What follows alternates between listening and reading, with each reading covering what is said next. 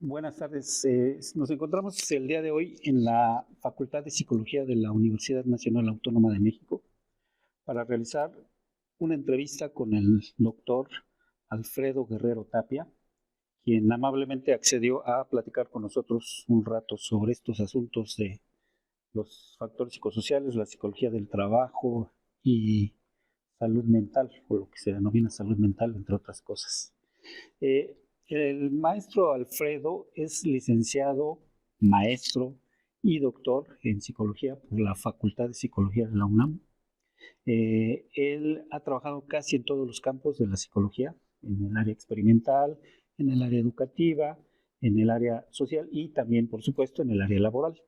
Tiene 48 años de pertenecer a la docencia aquí en la facultad, en la UNAM. Él también ha participado en la Universidad Autónoma de Querétaro, en la Universidad Autónoma de Puebla y estuvo 4 años en una estancia en el Instituto de Investigaciones Antropológicas de la UNAM.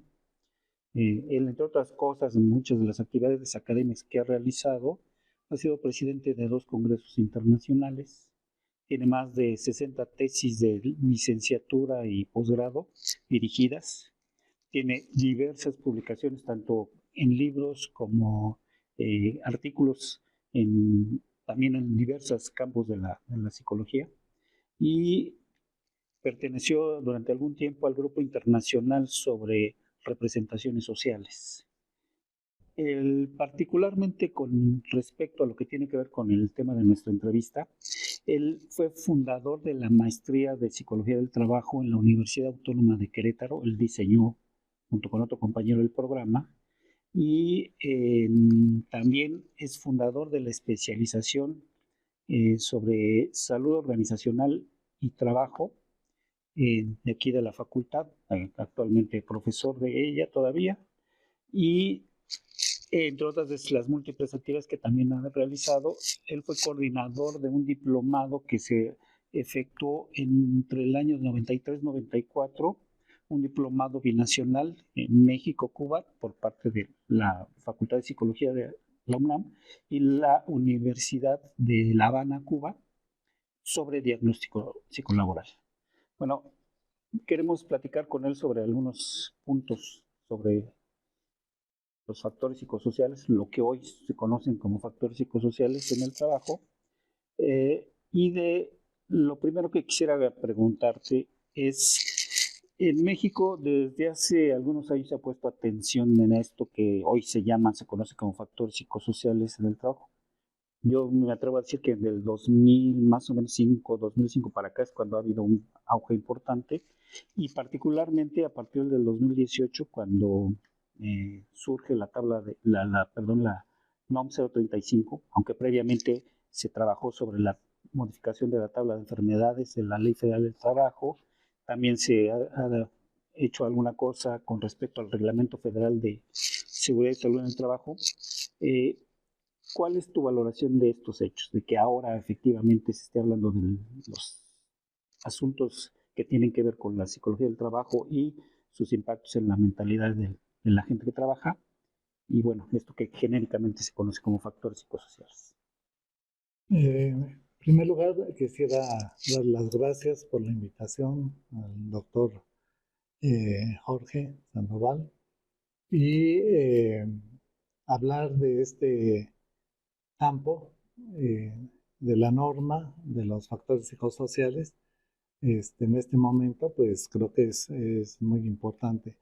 Yo explico esta inclinación, esta eh, puesta de los ojos en estas dimensiones psicosociales por justamente la exigencia que ha habido a partir de todas estas transformaciones en el mundo laboral en virtud de la cuarta revolución científico-técnica y que saltan, ¿verdad? Saltan a a la mesa estos padecimientos que obviamente no son nuevos, ¿verdad? Son tan viejos como el trabajo, pero que en la visión, digamos, de eh, la medicina del trabajo, la seguridad de higiene en el trabajo, pues eran ya una olla de presión. ¿Por qué? Porque se dieron cuenta, digamos, en el mundo empresarial, más que en el mundo sindical, que esta dimensión psicosocial pues resultaba muy importante vista desde ese ángulo de ellos para la productividad, ¿verdad? No, realmente no emerge como necesidad por una consideración de lo que está ocurriendo con los trabajadores, sino en la productividad. Vieron que es una dimensión sumamente importante y de ahí la atención, ¿verdad? La OIT en el 84, etcétera, algo que es relativamente reciente, ¿verdad? La atención a los factores psicosociales. Entonces, es más bien una necesidad de la productividad, de las transformaciones en este mundo laboral que se vuelven los ojos a esto, ¿verdad? Pero evidentemente con muchísimos problemas. No fue una conquista sindical. Eso hubiera dado otra perspectiva. Ok. Eh, una de las razones por las cuales te solicitamos esta entrevista es porque hoy vemos que por todos lados han surgido expertos en la materia, ¿no? Sobre todo a partir del 2018, que todo el mundo ya sabe evaluar factores psicosociales, ya sabe evaluar estrés y todas estas cosas. Sin embargo, lo que nosotros planteamos, algunos nos planteamos, es que en realidad en México particularmente hay muy pocos que podemos considerar realmente expertos en la materia, expertos, especialistas, y en tu caso, junto con el de algunos otros colegas a los que vamos a entrevistar, nos consideramos no solo pioneros, entendiendo que iniciaron, pero no solamente iniciaron, sino los llamamos también precursores en el sentido que lo plantea Harold Bloom, el crítico literario, que dice: precursor es aquel que traza un camino y que nos indica por dónde debemos caminar si queremos entender eh, la problemática. En ese sentido, nos gustaría que nos comentaras cuál ha sido tu trayectoria profesional en este campo, que se ha denominado salud en el trabajo, salud mental en el trabajo, psicopatología, factores psicosociales. ¿Cuándo, dónde, de qué manera fue tu incursión en este campo de estudio? ¿Y fue así un poco medio incidental o tú lo planeaste, pensaste que a esto te querías dedicar? Coméntanos cómo ha sido tu experiencia en esto. Desde mi formación como estudiante en la disciplina psicológica, pues ya poníamos, y por eso lo que se leyó de mi currículum, ¿verdad? De que he estado en distintos campos de la psicología, pero en todos ellos poníamos a la persona, al sujeto individual y grupal en el centro, ¿verdad? De, del estudio, de la atención. Y, digamos, con toda esta marco de referencia que fue en los años 70, ¿verdad? Del siglo pasado y 80, de la discusión, digamos, dentro de la economía y el gran cambio que se avecinaba en ese tiempo en el mundo laboral, con la visión del marxismo, pues poníamos al trabajador en el centro. ¿Y qué nos correspondería a los psicólogos al poner en el centro al trabajador? Pues su psique, ¿verdad? Su psicología, llámesele mentalidad, llámesele su salud, su psicopatología, llámesele la subjetividad, pero esta dimensión, ¿verdad? La colocamos en el centro y eso nos dio lugar efectivamente a los que desde aquel entonces, ¿verdad? De un modo o de otro, empezamos a incursionar en este campo que no estaba que era borroso, ¿verdad? No así, digamos, en la visión empresarial que pues tenía ya el desarrollo de la medicina del trabajo, de la higiene y seguridad, en donde lo que importaba era, digamos, tener un parámetro para poder, no digo dialogar, sino acordar con el mundo sindical, con los sindicatos, todas las cuestiones del daño, ¿verdad? Del daño al trabajador, pero desde una visión médica. Hay toda una historia allí, ¿verdad? Con detalle. Pero en mi caso, esta incursión fue, no se dice es que tomé un curso o con así, sino de esta circunstancia difusa en ese sentido, pero muy diferenciada con relación a otros caminos, otros desarrollos que son los dominantes en la psicología laboral, de poner la atención en el recurso humano, pero asociado o como un factor de la productividad, ¿verdad? Entonces ya de entrada desde mi formación como estudiante, ahora que hago un recuento hacia atrás, pues ahí estuvo, digamos, el nodo, ¿verdad? Desde el cual se fue articulando por diferentes, y experimentando por diferentes eh, caminos una ruta que ha desembocado ahora en este campo llamado de la salud en el trabajo, la salud mental en el trabajo y lo que se refiere a factores psicosociales. O sea, desde la formación y luego posteriormente ya en la docencia, en la investigación, ahí seguía estando en el centro la persona, su dimensión psíquica, psicológica y obviamente eh, el, el, el daño que pudieran causar las condiciones en las que está presente, no solamente en el mundo laboral, ¿verdad? Sino en todo su mundo de vida.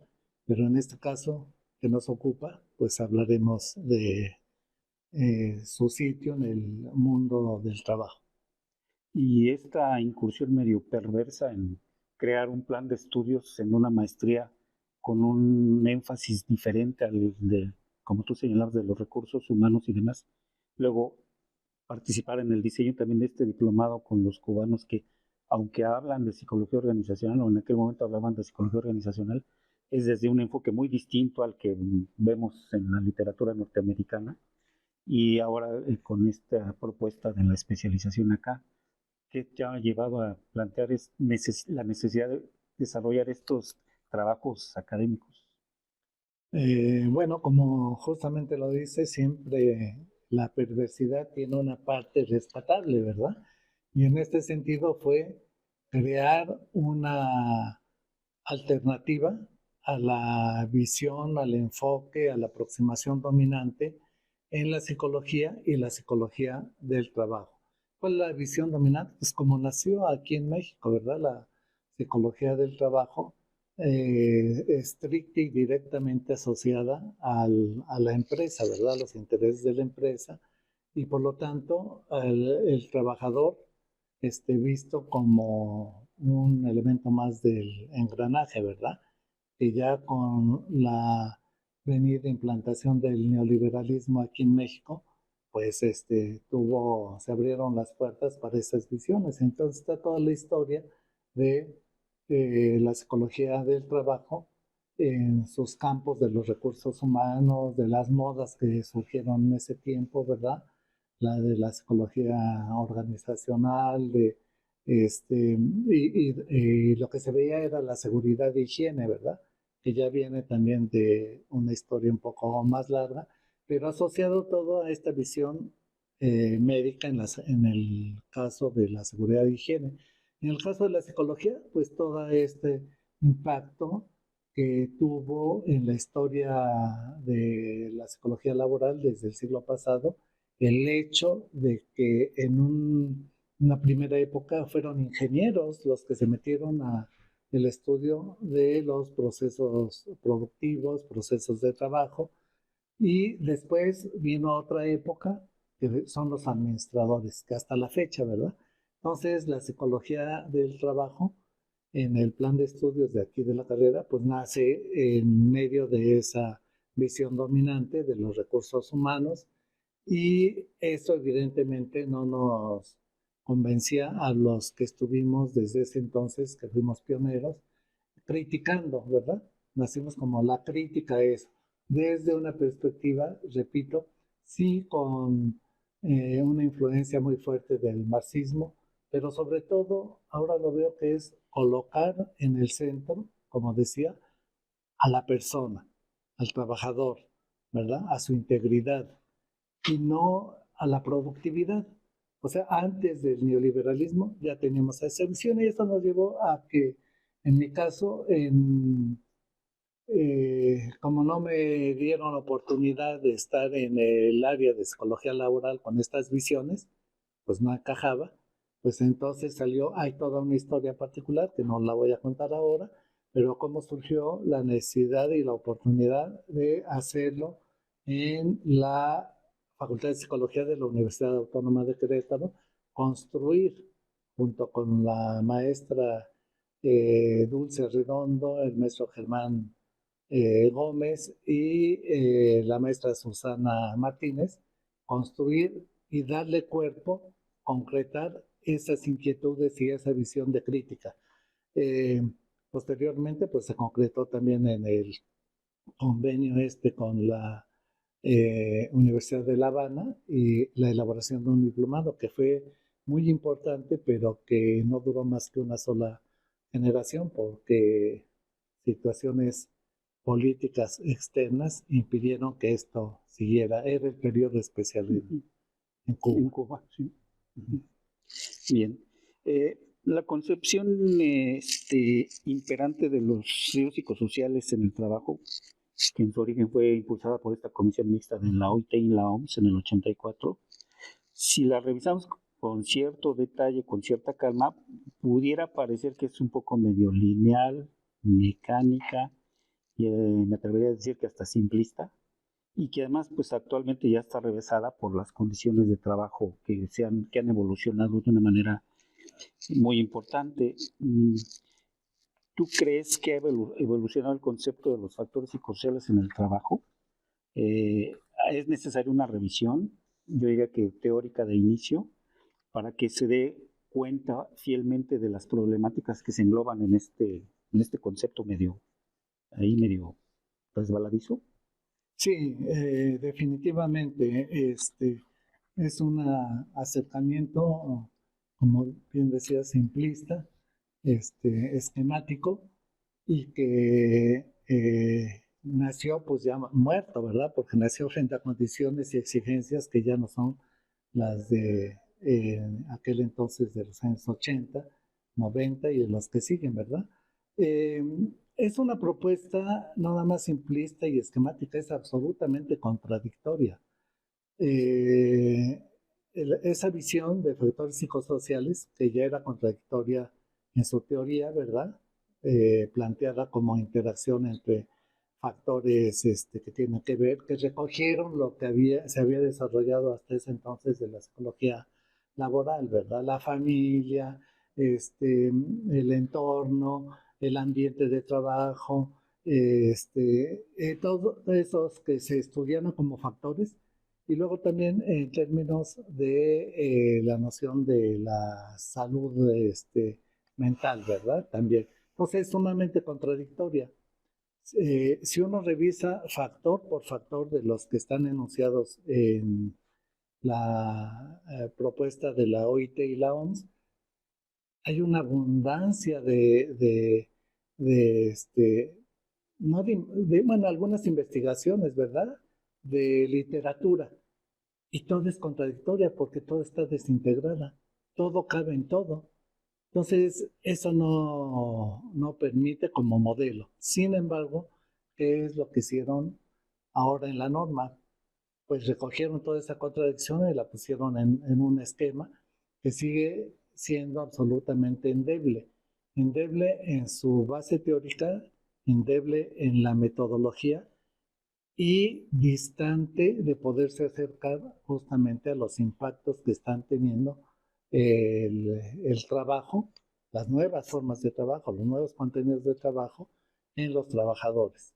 Entonces, sin embargo, pues como es una norma dentro de una ley, se implanta, se ven obligadas las empresas a hacerlo y entonces se genera una inmensa cantidad de psicólogos, administradores, todo tipo que se vuelven expertos de un día para otro para poder cumplir con la norma. Y bueno, además de contradictoria, viene la forma como se evalúan, vienen las definiciones, pero eso no la salva. O sea, y yo he tenido experiencia con personas que se han metido a hacer estas evaluaciones y realmente no están yendo al fondo de la problemática que hoy están exhibiendo los trabajadores eh, en su integridad psicológica, ¿no? Porque además hay fenómenos nuevos. Como bien decías, todos estos cambios no solamente en los contenidos de trabajo, sino en virtud de efectos de la revolución tecnológica, ha trastocado de fondo el mundo laboral. Y cuando digo trastocado de fondo, es trastocado de fondo, ¿verdad? Los procesos de trabajo, las relaciones de trabajo, etcétera, son otros. Y las vivencias los trabajadores también son otras y no tenemos palabras ni conceptos para poderlos definir. Entonces toman los que ya están, ¿verdad? Entonces eso no ayudará mucho. Ok. Eh, ¿Cómo consideras que se ha desarrollado un poco la investigación y la intervención? Ya no lo decías, ahorita mencionas algunos elementos. ¿Cómo ha ocurrido en nuestro país? Aunque sabemos que es incipiente la intervención, pero ¿cómo ves el futuro de la atención de este problema por parte del gobierno, de las empresas y los mismos trabajadores, estén organizados en sindicatos o no? Bueno, a pesar de todas estas críticas que hago a la noción de factores psicosociales y de la norma 035, considero que sí es un paso adelante. Dadas las circunstancias en las que estaba antes de la norma, el considerarlo, pues el considerar el factor psicosocial, aunque sea esquemático el modelo, contradictorio y demás, yo creo que pues para los pioneros, en los cuales también tú te encuentras, pues nos abre la puerta y la oportunidad justamente para ingresar a ese mundo de efectos en la psicología del trabajador, individual o en grupo, y con un conjunto de desafíos por resolver, ¿verdad? De hecho, bueno, los libros que ustedes han publicado, ¿verdad? De factores psicosociales, las críticas que han hecho en la red, ella anunciaba, ¿verdad? Una visión que ahora pues tendrá que desarrollarse, pero tal parece lo que yo veo de la vertiginosidad de los cambios en el mundo laboral nos rebasa en mucho a los estudiosos, a los investigadores, a los a las personas que desde hace tiempo hemos seguido esta ruta. Estamos rebasados, estamos rebasados y no podemos desarrollar ahorita una tecnología, pero sí podemos aprovechar mucho de lo que hemos hecho, recuperar toda esa experiencia de varias décadas para poder armar un nuevo campo problemático, para poder entender lo que está sucediendo en la subjetividad, las mentalidades, las patologías, los daños en los trabajadores. Entonces sí estamos en un momento de inflexión donde a diferencia de otros momentos, y creo que la norma pues abre esta oportunidad, lo cual no quiere decir que nos llamen. Vuelvo a repetir, estamos invadidos por todos estos que se definen expertos, que no lo son porque solamente saben aplicar los instrumentos que allí vienen, ¿verdad? Y luego hacen recomendaciones para allá. O sea, lo subrayo, el tema de la simulación. Viene la norma, que mueve todo esto. Pero yo lo que veo hasta este momento, a 2 años de publicarse la norma, es que hay una gran simulación. O sea, ¿qué hacen las empresas pequeñas, medianas y grandes? Simular, ¿verdad? Pues aplican el instrumento, efectivamente detectan impactos de ciertos factores psicosociales, los que allí dice la norma, y envían a una terapia, ¿verdad? Al trabajador y punto, cumplieron con la norma. O sea, la visión es cumplir con la norma, no resolver el impacto que está teniendo. Entonces estamos en la misma simulación que ha habido en tiempos atrás. Siguiendo con esto mismo que estás planteando en este momento, en el plano de las intervenciones en los escenarios laborales, lo que ha dominado son en las intervenciones son el nivel terciario, ¿no? Principalmente con las técnicas de manejo de estrés, las técnicas de relajación, actualmente el mindfulness que está de moda, entre otras. ¿Cuál es tu apreciación de esto? ¿Crees que de veras con estos asuntos se puedan resolver problemas como la depresión, la fatiga, la ansiedad, el acoso laboral, todos estos efectos negativos del trabajo las podemos resolver con estas técnicas, que es lo más que se hace cuando se hace algo por parte de las empresas y que es lo que muchos de los colegas pues desarrollan, ¿no? A partir de la norma. ¿Cuáles son las recomendaciones? Pues cursos de estrés y cosas por el estilo. Ni resolver ni prevenir, porque, repito, desconocemos mucho. Se reconoce que los contenidos de trabajo y los procesos han cambiado, ¿verdad? Con las nuevas tecnologías, pero no se reconoce los nuevos contenidos de la subjetividad, la mentalidad, la patología del trabajo. Eso no se reconoce, entonces se acude pues a lo que se conoce, ¿verdad? Ansiedad, estrés, lo mismo. Y hay nuevas expresiones fenoménicas. Además, efectivamente, en el caso de México, el trabajo formal es el 30-40% de la población económicamente activa. El 60% es trabajo informal. El grueso de los trabajadores en México está en el sector informal. Y nos preguntamos, ¿y ellos qué? ¿No tienen ningún padecimiento, ningún efecto? Por supuesto que sí, pero están fuera del foco de la academia y los modelos, ¿verdad? Que existen. No se han estudiado a estos trabajadores. Algo que estamos ya perfilando en esta especialización es tomar a este sector, ¿verdad? Este sector como importante, porque igual son personas, ¿verdad?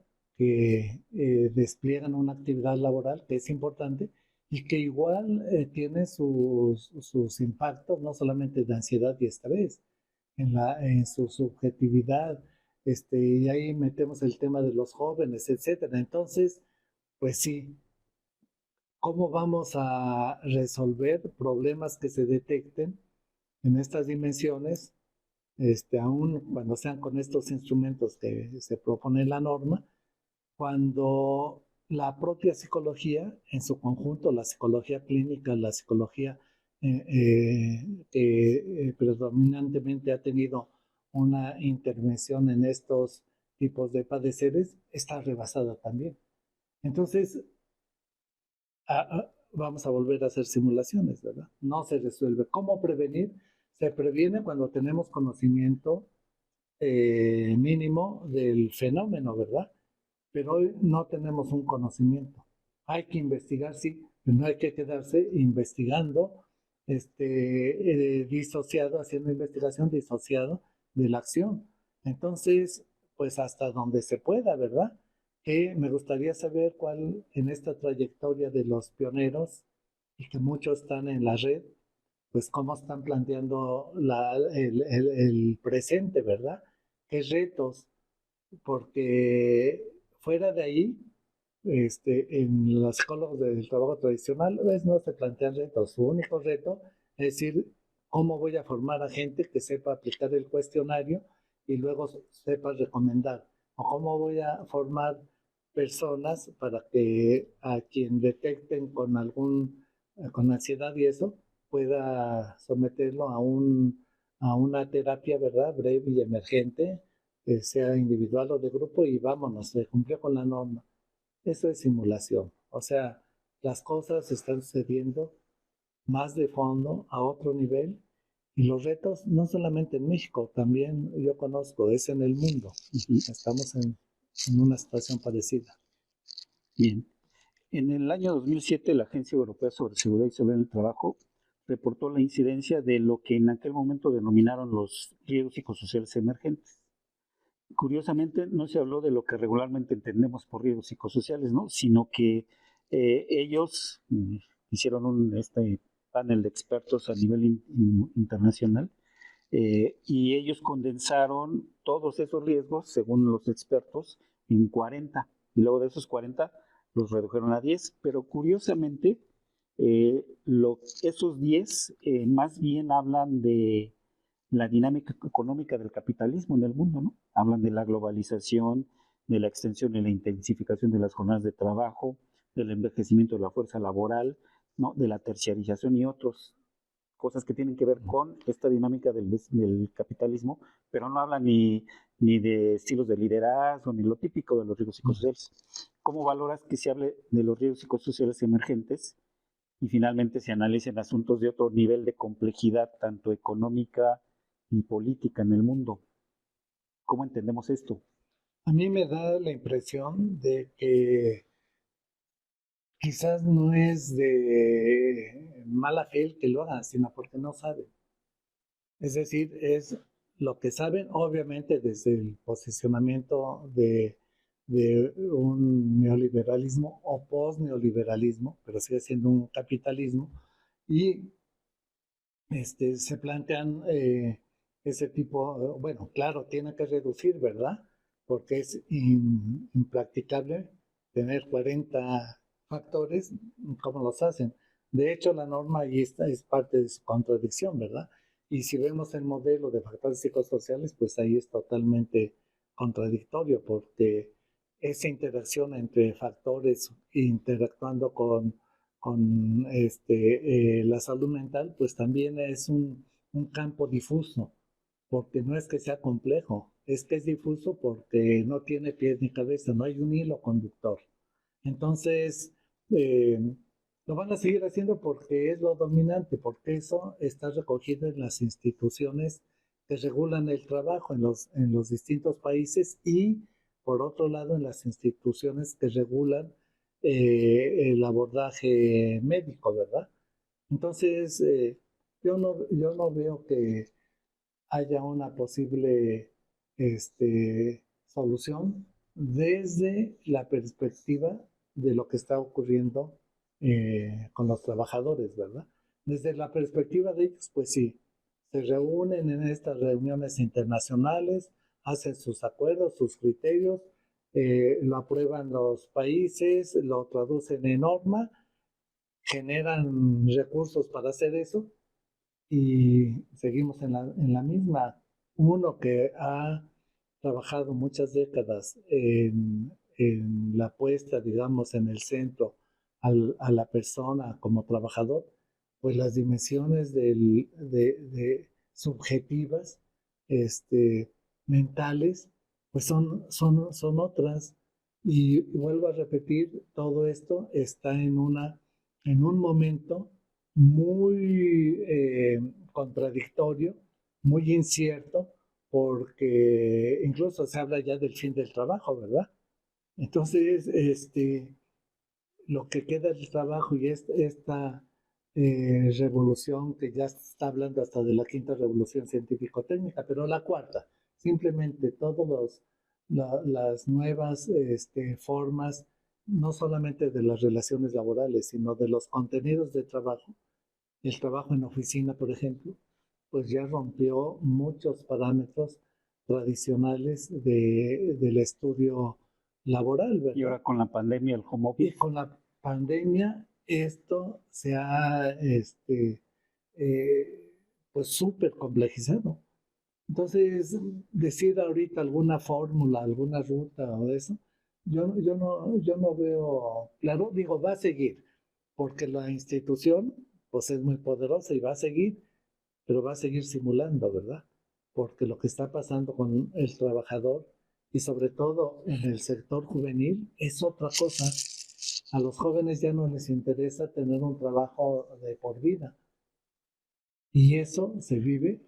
Tengo algunos acercamientos preliminares, ¿verdad? De estudios que hay que combinar estas nuevas generaciones de trabajadores con las viejas. Y los sindicatos, bueno, pues están también rebasados, ¿no? Entonces, justamente algo que preveían algunos teóricos, filósofos, poquitos, de que el desarrollo tecnológico había salido de las manos del ser humano, lo estamos viendo. Tiene ya su curso propio y ni siquiera sabemos todos los impactos, por llamarlos de un modo, que está teniendo en la vida cotidiana, en el mundo laboral. Y si no lo sabemos, pues lo demás es repetición, ¿verdad? Que es también una tendencia desde la psicología social, como esta necesidad de volver a normalidades y a certidumbres cuando no las hay, ni esas normalidades ni esas certidumbres. Y esto que dices de los jóvenes que no están dispuestos a un empleo fijo, pero además las empresas, las organizaciones tampoco lo ofrecen, ¿no? Tampoco dan garantía de que pueda ser así. Y lo que dices es, digamos, muy fuerte y además ya quedó grabado, ¿no? Esto de que estos expertos no saben, ¿no? No entienden la problemática y eso nos mete, pues, a algunos nos puede meter en una situación casi existencial, ¿no? ¿Qué va a pasar con la gente que trabaja en este planeta? Y esto tiene que ver con lo siguiente que te queremos preguntar. Ha habido una larga discusión en el tiempo sobre si las acciones que se realizan en el terreno de la salud en el trabajo o específicamente de la salud mental o ahora los riesgos psicosociales son un asunto que solo puede o debe de atenderse desde el punto de vista estrictamente ético, técnico.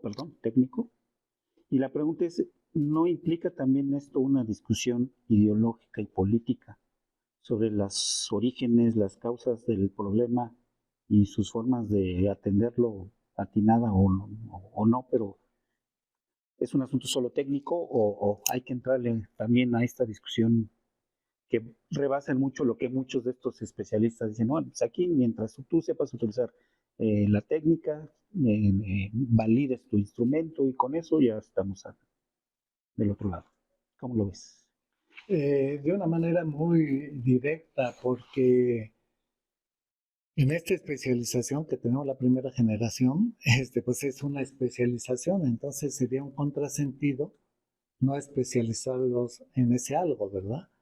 Y ese algo es difuso, pero ¿qué es lo que estamos haciendo? Sí meterlos a esta discusión amplia, pero también capacitarlos, formarlos en poder hacer intervenciones pequeñas, ¿verdad? El cambio en el mundo del trabajo no lo van a hacer ni los psicólogos, ni los administradores, ni los médicos, porque es una circunstancia que atañe no nada más al mundo, ¿verdad? Sino que es parte de esta crisis de civilización en la que vivimos. Entonces, la solución, no hay soluciones en ciertos niveles, ¿verdad? Son soluciones globales. Ahora, ¿puede haber soluciones particulares? Sí, por supuesto, porque, por ejemplo, si uno toma un caso de un trabajador o un grupo de trabajadores informales, ¿verdad? Porque ahora, pues tenemos más acceso al trabajador informal que al formal, ¿verdad? El formal no dejan entrar como siempre lo han hecho. Pero si tienen un tipo de padecer, y por ejemplo, hay dentro de esta visión de la socioclínica, han desarrollado mucho trabajo, ¿verdad? En términos de procedimientos de toma de conciencia, que no es terapéutico, ¿verdad? Son reuniones que se hacen para una toma de conciencia con trabajadores, hablo con trabajadores. Cuando se toma conciencia, el trabajador vive de otra manera enfrenta de otra manera su circunstancia, ¿verdad? Laboral. Entonces, es una ruta que habría que explorar y que tampoco es nueva. pues siempre fue una bandera, ¿verdad? La toma de conciencia de la clase obrera y eso, sí. Y yo lo he visto. Y si hay técnicas y hay procedimientos. Y se toma conciencia no nada más de la circunstancia en la que uno está, ¿verdad? De la carga de trabajo, del ambiente de trabajo, sino de la historia de uno, biográfica. Lo hemos visto con los estudiantes, porque en la socioclínica se trabaja las historias de vida laboral. Bueno, no necesita hacer mucho, se toma conciencia. El mindfulness y todas estas terapias, pues no las descalifico, ayudan en ciertos momentos, pero no ayudan con mayor profundidad. Y de lo que se trata es de una ayuda de mayor profundidad y tiene que ver con la conciencia que se toma. Que tampoco es un tema nuevo, ¿verdad? Pero que sí nos abre perspectivas para poder trabajar desde la marginalidad, ya no tan al margen como fue décadas anteriores, pero sí desde la marginalidad, porque va a seguir siendo dominante estos discursos, estas instituciones que tienen el poder, ¿verdad? Pero se puede hacer. No hace muchos años entrevistaron a Christopher de Jurs, un personaje muy importante, y también reconocía él en Francia, ¿verdad? Todo lo que ocurre.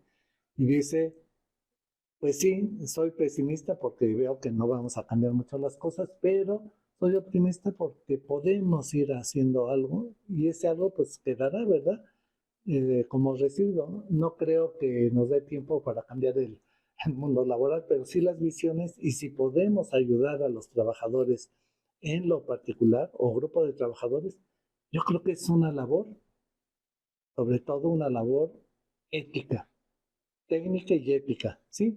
Porque no podemos dejar de, el mercado no tiene ética, el neoliberalismo no tiene ética, las empresas no tienen ética, pero nosotros sí. Entonces, pues allí es nuestro ámbito, ¿verdad? De trabajo investigativo, formativo y de intervención. Tú mencionabas que algo que puede ayudar a esto es la toma de conciencia de los trabajadores. Y lo entiendo en el sentido más tradicional de lo que planteaba el marxismo. Y la toma de conciencia de los que intervienen, hacen investigación, los que hacen academia, parece que está ausente en la mayoría de los casos. No lo ves así? Así es, efectivamente, no hay una conciencia. Habrá mucha información, tendrán muchas técnicas, ¿verdad? Pero no hay ni conciencia ni ética. Entonces, si uno despoja de ética y de conciencia, entonces uno le abre la puerta a la perversidad. Y efectivamente, muchos de estos modelos, en el fondo, son modelos perversos, porque están ocultando realidades y están simulando. Y facilitan un poco más que se siga extrayendo lo que diría Don Marx, ¿no? Valor al Sí, trabajador. desde luego, sí, y sobre todo el valor y la vida misma del trabajador, ¿verdad? Ya has señalado varios puntos con respecto a la NOM 035. Eh, ¿Qué más podrías decirnos? Ya sabemos que su diseño, aplicación y los resultados, pues, están no sé si en entredicho o todavía por evaluarse, ¿no? ¿Qué tanto ha habido un resultado apenas a 2, 3 años bueno, que en realidad ya, ahorita hay empresas que ya están empezando con su segunda evaluación, porque según la norma hay que hacerlo cada 2 años, ¿no? Años. ¿Qué más podrías decirnos de la norma?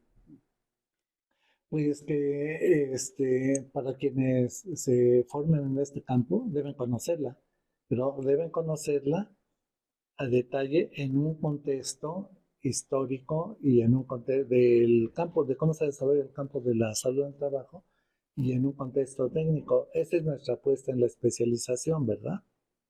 Darles todo este contexto y poderles darles también instrumentos, herramientas para poder actuar. Sí, porque si no, pues nos critican de que además no se sostiene, ¿verdad? Una especialización que no dé respuesta, digamos, a los cuadros, pero ahí nos enfrentamos a un problema muy grande. Eh, los alumnos ya vienen de una formación previa. Es muy difícil quitarles, obviamente alimentada por todos los medios y las redes sociales y lo que domina, digamos, en la información. Es muy difícil, digamos, romper con esas visiones esquemáticas que se tienen, ¿verdad? Porque además son visiones esquemáticas que repiten lo dominante. Entonces, como no hay conciencia en ellos y tampoco en los docentes, pues entonces por ese lado, la lucha es, el camino es en donde se pueda hacerlo. Y también donde se pueda implica hacer también autocrítica, porque qué tanto reproducimos ciertas visiones en este campo. Yo he visto que también mucho. Y también ya nos has dado elementos de esto que último que queremos preguntarte, y es cómo ves el panorama de esto para mediano o corto plazo en nuestro país. El estudio, la intervención en los factores psicosociales tendrá resultados favorables pensando en las poblaciones trabajadoras, no solamente en la empresa, o no, o cómo lo ves. Bueno, es que antes de que suceda algo allí en ese campo, están sucediendo grandes transformaciones. Estamos en un cambio de régimen y el cambio de régimen abarca todo esto, ¿verdad? Incluyendo el mundo laboral. O sea, mi visión de futuro en este campo no está descontextualizada de lo que estamos viviendo como país, como mundo. ¿Qué va a pasar en el mundo del trabajo? Pues ahorita hay una controversia muy fuerte, ¿verdad? Y el cambio de régimen ha implicado un cambio en las relaciones de producción. Está implicando y es muy conflictivo. ¿Y qué va a pasar? No lo sé, ¿verdad? Porque también eso, si le ponemos contexto, pues va a depender de lo que pasa en los Estados Unidos, de lo que pasa en Europa. Hablo del mundo del trabajo, ¿verdad? Que tampoco saben. O sea, la pregunta que se han hecho algunos, ¿verdad? ¿Es realmente el fin del neoliberalismo? Estamos ante un momento de reseteo, que es cambiar todo, ¿verdad? Pero el reseteo es volver a iniciar o realmente es acabar. Esa es una discusión que no es ajena al mundo del trabajo y que no debemos de dejar. Quienes estamos en el mundo del trabajo no debemos seguir viendo y pensando exclusivamente el mundo del trabajo, sino lo vemos en el inserto, digamos, en esta crisis civilizatoria. Por eso es muy importante pensarlo, nadie nos impide pensarlo y darle contexto. El único impedimento somos nosotros mismos, ¿verdad? Y en México había que esperar a ver qué pasa en el 24, Por supuesto, ¿no? también, Sí. ¿verdad? Algo que no te preguntamos, que no comentamos y que tú crees que vale la pena que se señale. Bueno, me gustaría también luego ya escuchar las otras entrevistas para ver cómo están pensando los pioneros, mis colegas con los que también me formé, porque es una cuestión de diálogo, ¿verdad? Y de apertura.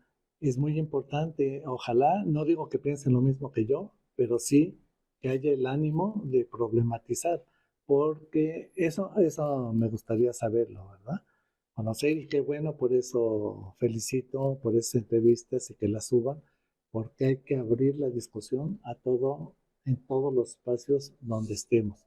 Esto es muy importante, en todos, en exámenes de grado, de licenciatura, en congresos, en páginas. Bueno, ahora los medios permiten esto, pues abramos esta discusión que es muy necesaria. Me gustaría saber qué les dijo Miguel Matraja sobre esto. Sí, eh, con esto último que termina, si hace rato lo comentaste también, es necesario discutir, analizar, problematizar el asunto. Y también te lo vamos a grabar. ¿Qué tan dispuesto estás a participar en un seminario con varios colegas para, no vamos a resolver mucho, pero por lo menos tratar de ver por dónde estamos pensando los problemas del mundo laboral y sus impactos en la mentalidad de la gente que trabaja, en sus afectaciones orgánicas. Sí. ¿Cómo ves si No, estoy organizamos algo así? totalmente dispuesto, pero digo, no pongo una condición, pero ojalá y no se vuelva un seminario como esta, estoy en dos redes, y la red se pensó, las redes como espacios abiertos justamente para darle movimiento. En una de ellas, pues ya ni participo porque hasta estatutos le pusieron a la red. Bueno, eso desvirtúa. Y si los seminarios también se traducen a una institucionalidad donde, digo, el orden es importante, pero el desorden también, quiero decir, ir tejiendo. Entonces sí estoy dispuesto en cualquier espacio, pero espacios libres y abiertos. ¿Qué quiere decir esto? Sí, que también nuestras formas dialógicas en la academia deben cambiar, porque estamos acostumbrados, bueno, y a ver cuál es el programa del seminario, y quién tal, y entonces ya nos aprisionamos. Yo creo que debemos discutir y dialogar con problemáticas, traer gente, escucharla y problematizar sin ningún afán, ¿verdad? Más que de ir explorando y entendiendo y tomando conciencia. El solo hecho de hacerlo, eso ya abre caminos, ¿verdad? Porque ahorita lo más importante es romper con todas las ataduras que traemos del pasado, incluso hasta los que fuimos críticos. Ahora seguimos siendo críticos, pero desde otro ámbito de complejidad. Yo así veo las cosas y veo que en la academia estamos muy aprisionados.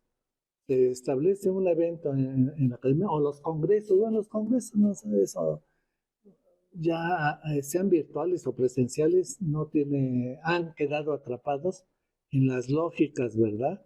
Del, de, en las lógicas de mercantiles, y en las lógicas de ya no hay esa discusión, como quizás hubo en un tiempo y que eran espacios donde había pensamiento vivo. Hoy la mayoría de los congresos y de los eventos no sean incluso de crítica, ¿verdad? Son de crítica, así se anuncian y realmente no hay. ¿De qué se trata? De ver los problemas, hablar de ellos libremente, sin un afán, ¿verdad? Y luego decir, bueno, ¿cuáles fueron las conclusiones? Seguramente no tendremos conclusiones. Tenemos que abrir ahorita, es momento de abrir, porque no conocemos, porque el mundo ya nos cambió, ¿verdad? O sea, yo dije seminario, pero en realidad estamos pensando en un espacio en donde se puedan plantear ideas sin que contribuyamos con eso también a la simulación académica, ¿no? Así es, Bueno, Alfredo, así es. te agradecemos mucho tu participación con nosotros y pues seguiremos, ¿no? Claro Muchas que sí, gracias. no, a ustedes también les agradezco. Hasta luego a todos.